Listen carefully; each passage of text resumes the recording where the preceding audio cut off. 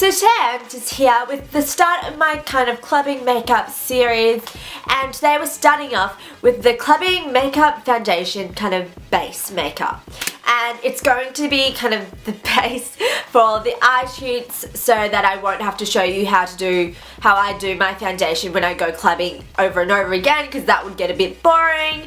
And so what this makeup look is based on is really staying really matte and not getting shiny, because that's the worst thing when you look at clubbing photos and you're like, why am I so shiny? I could have done something about it. And also just like really contoured, highlighted look, just so those clubbing photos turn out perfect. And obviously it's kind of a really flawless base today, just because that's kind of the look I like when I go clubbing, especially because it's at night and you know, probably won't remember it except for the photos you have, so you really need to take a good photo.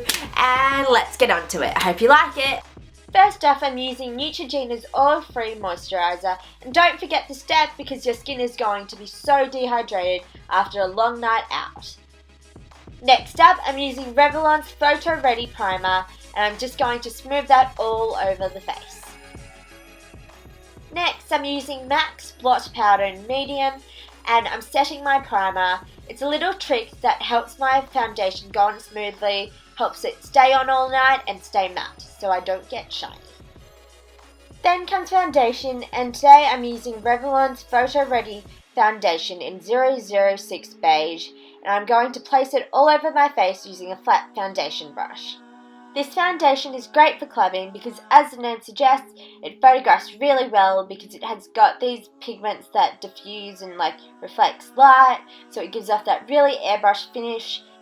It also has a really full coverage to hide all your imperfections. As you can see, in the first layer it's already hiding a lot of my imperfections, which is great, so you don't have to keep layering it on.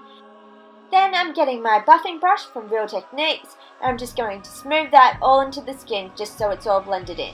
This foundation also wears pretty well throughout the night. It stays matte so it doesn't slip and slide off your face, which is always great. Next, I'm using Bobbi Brown's Corrector in Light Peach. I'm going to pat that all under the under eye just to hide my dark circles. Then I'm going to blend the corrector into my skin tone by using Studio Fix Concealer by MAC in NC35. Then I'm going to cover any spots I have using the same concealer, and I'm going to blend that away with a flat concealer brush. Next, using Maybelline's Age Rewind Concealer in Light, I'm going to highlight the bridge of my nose, a bit of my forehead, then my cheekbones, or lack of, the cupid's bow, and also the brow bone, which I don't have any. Then I'm going to blend that all in using my fingers or my Real Techniques buffing brush. It really just depends on the size of the area that needs to be highlighted.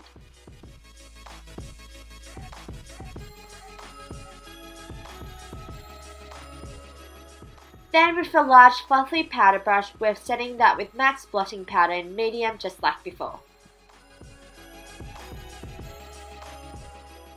Next is contouring, and I'm using NARS's Matte Multiple in Venetian. I'm dotting that all over the hollows of my cheek, and then I'm going to smooth it all out with my fingers until it's blended in, looks natural, and doesn't just look like a huge orange stripe on my cheek.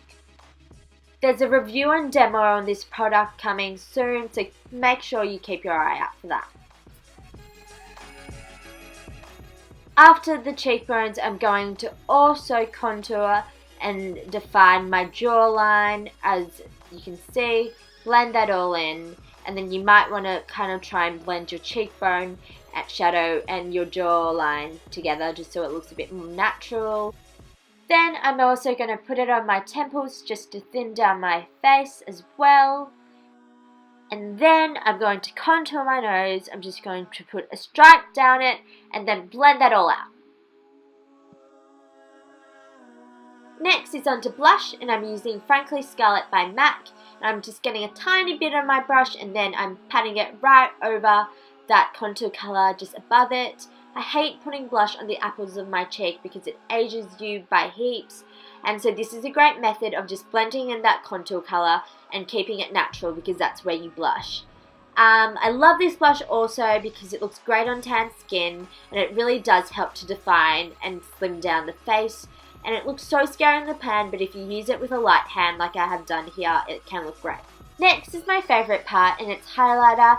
Today I'm using Benefit's What's Up, and it's this nice champagne-y colour. I'm just going to draw 2 stripes on the highlight of my cheekbones. Can't really see them because I don't have any cheekbones, but you know, one can try. And then I'm also putting it down the bridge of my nose and on the brow bone, as you can see. And then the Cupid's bow. Then I'm getting some of my fingers and smoothing it on in the inner thirds of my eyes. Then I'm blending that all away using my fingers.